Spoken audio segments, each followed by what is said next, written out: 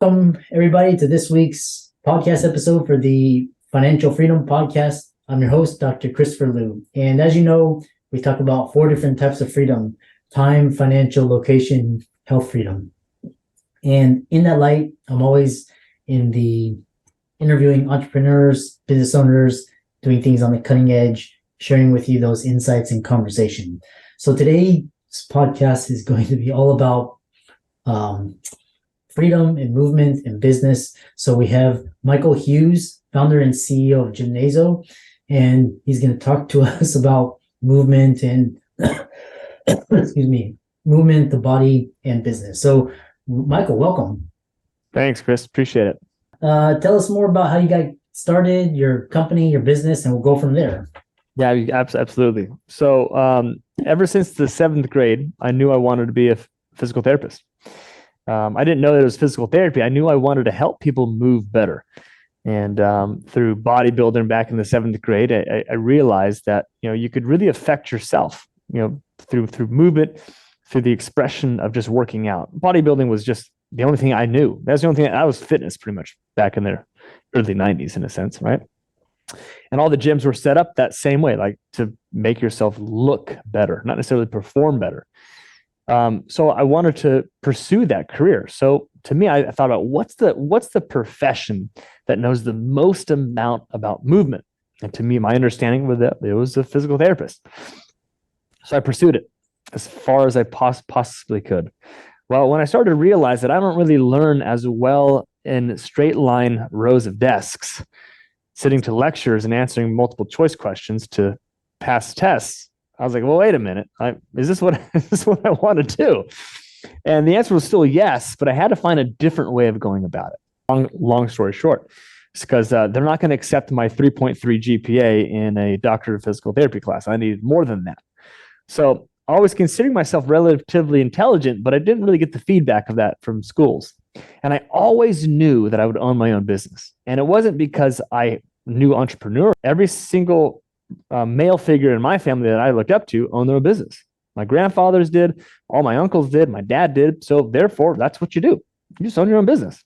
What I didn't realize is that in movement or in the fitness or in the healthcare space, owning your business is also owning, I'm going to say this word, a little bit, radically, but it's almost owning your own slavery. Because if you don't get paid unless someone's in front of you, and if you want to take a vacation, guess what? You know this, Chris. Someone's not in front of you. You're like, oh, well, so I'll talk about that. So it was really this whole concept. So I knew I wanted to be a movement practitioner. I knew I wanted to help people with movement-related dysfunction. But I started in fitness and performance. So what I ended up doing to make Gymnazo what it is today is I took my fitness education and blended it with my black sheep physical therapy knowledge. I basically found a fellowship of a bunch of black sheep physical therapists who were kind of being kicked out of the American Physical Therapy Association, construct, because they're doing things radically different. And radically different really meant that, wait a minute, I don't think a leg extension machine is a good way to test for ACL strength. We should probably have our foot to the ground and test ACL strength functionally versus mechanically. And maybe I don't think we should probably just stretch the hamstring in one plane. We'll probably stretch the hamstring in all 3 planes of motion. And we should probably not just put an ice pack and E-stem and ultrasound on someone's knee to heal it. Maybe we should make sure the ankle and hip move better. All these things were groundbreaking in pissing off people and da-da-da-da. So that's how I learned. So I'm here, this radical personal trainer challenging local physical therapists to constructs and results and trying to format a business. And by the way, not creating a fitness business that's a hobby job.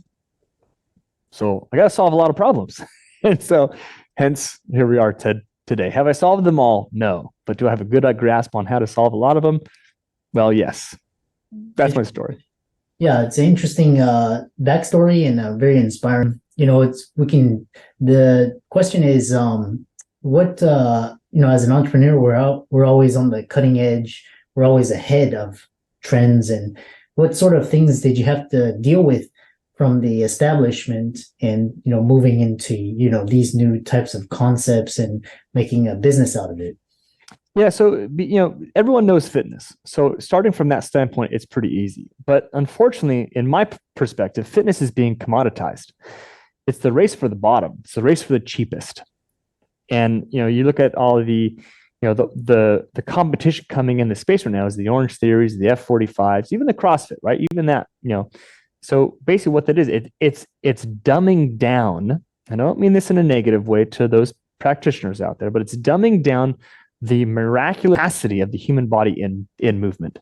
I'm going to pick an Orange Theory just because it's easy. Sorry, guys, it's low hanging fruit.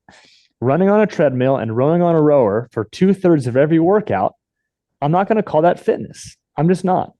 Is it cardiovascular health? No question. Is it calorie burn? No question. But I'm not going to call that well-rounded human movement capacity growth fitness. We have to rewrite the script on that one. I probably piss off a lot of people. I'm sorry. I'm just saying there's more to it than just that. It's like going to see a medical doctor and say, oh, you just have to reduce your stress. That's going to solve all your problems. Well, that solves a lot of problems, but it's more complicated than that. So what I'm trying to do is really say, like, wait a minute, to be cutting edge, you have to push the boundaries higher. And the biggest problem is that when we start to deal with musculoskeletal dysfunction, MSDs, in a training space, we start to bump into chiropractors and bump into physical therapists because we're getting their patients who didn't get fixed. Not saying they're bad at their job. Their protocol-based thinking didn't solve the outside of the bell curve problem that they had. So we take care of it and they go talk about it. And, when I see someone doing a straight leg raise to, help fix their meniscus pain, I'm like, well, wait a minute, the foot's not even connected to the ground. That's how they tore it. So there's a disconnect. There's a gap. So I can either be quiet about it or I can try to grow my business. So I speak up, and speak up runs into barriers. So again, it's not like anything's doing anything wrong. I just believe that there's a new generation of iPhone out there, and we should stop using the iPhone 5 to fix knee pain. We should use the iPhone 14 to fix knee pain. And well, we get a lot of institutional bias in all fields, but especially in the movement field, where it's kind of the Wild West, So even fitness by itself is on the cutting edge, but we're kind of being constrained by the greater medical system. Not picking sides here. I'm just saying, where's your research? Where's your journal of medicine? And where's your evidence? And I'm saying, I don't have any of those, but I have logic, because I'm not going to argue with gravity, ground reaction force, mass momentum, physics. I'm not going to argue with those because I'm following those laws. And I'm following the laws of biology. Every tissue in the body, every bone, every joint can move in 3 planes of motion, not equally, but they can all do that. And the principles of human nature and human constructs of encouragement and positivity and growth. So we're running into a lot of barriers, and I'm trying to grow my business on this one. So it's fun, Chris, I can tell you that much. But we're pushing into a lot of industries territory in a way that they don't want to give it up, especially insurance. Insurance really doesn't want to give it up. And all the medical practitioners that I look up to are beholden to the insurance mindset, though they would love to take cash like I do, which is a whole nother reframe of how we can run the system. They can't, or they don't want to, or it's too much of a headache. I don't, forgive me for saying this, but Elon Musk is changing a lot of industries. I think fitness is also running into a lot of industries. I'm not saying I'm Elon Musk, but I kind of feel like, man, we got to really disrupt quite a few things to really make this truly a career that someone can say, I'm a movement engineer. It's quite interesting because, what you're describing is more of because it's like education, food, all of these are kind of built for mainstream. And then what you're offering is like a very personalized, specific plan. Yeah. It depends on each unique client. Or at least unique demographics, right? We've scaled it to group, but if you're talking about a movement dysfunction, yeah, it depends on the person. Yeah. And it's quite interesting, especially when you're talking about new concepts and things that haven't been done. You have to incorporate different elements together and tailor it. So tell us more, how this fits into the people in different demographics. So for example, someone who's an athlete, pro athlete, and, weekend warrior, someone who just wants to get fit. Tell us more. Yeah. So the cool thing about human movement, it all follows principles, that truly, undeniable. And the hard part is that when we're talking about the education point, we've learned anatomy from a dead person, a cadaver on a metal table. And so we think that the hamstring flexes the knee. Well, it does when on a prone person on a metal table, but it doesn't do that on a person standing up, running down the field to catch a pass. So we're training a muscle in the way that it's not actually used. And last time I checked, I have movement nerves called proprioceptors that are trained a certain way and respond to that stimulus. So if I train them to do leg extension machines or leg curls, but I want them to go run on the field, the foot proprioceptors are saying, I don't even know what you're talking about. So it's like, okay, so the pro athlete is getting trained literally almost like a bodybuilder.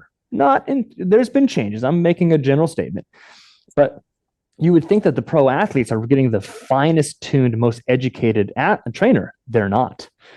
They're getting the guy who knows a guy who knows a guy who's a good buddy of the guy who plays golf with that guy, and they're getting that trainer. Not saying he's not intelligent, but there needs to be a new level of intelligence.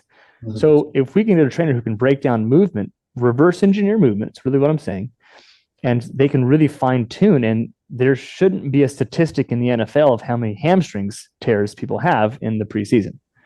That shouldn't be a statistic at all. It should be, this person got tackled in his knee. Okay, he ruptures ACL. Understand. Non-contact injuries should be a fraction of the number. So we have a big opportunity there, in my mind. The weekend warrior. Okay, these people who love to sit at desks, that's how they make their money with their mind. And then they really don't understand the concept, because no one taught them, of how to warm up and cool down. Well, the term of a warm up, they just start running. That's a warm up. No. We're talking about biomechanical. We're talking about all the oils and fluids inside of our joint capsules to keep it fun, right? We're talking about the proprioceptic ability to fire muscles in the right sequence. So we're talking about just simple pre-care and post-care of the weekend warrior. Not a concept. You tell a runner to warm up, they'll say, I'm out of here. I'm firing you. Okay, fair enough. All right. So we got to figure that one out. And then for the baby boomer, let's just call that, or the greatest generation, the baby boomer, they're the people who actually care, because they realize what it's like to lose their athleticism. They know what it's like to start going downstairs and be like, oh, crap, I may fall. So that's actually where we're getting these early adopters, is these people saying, oh, wait a minute, you can actually work me out and not kill me. You can actually work me out and make me better.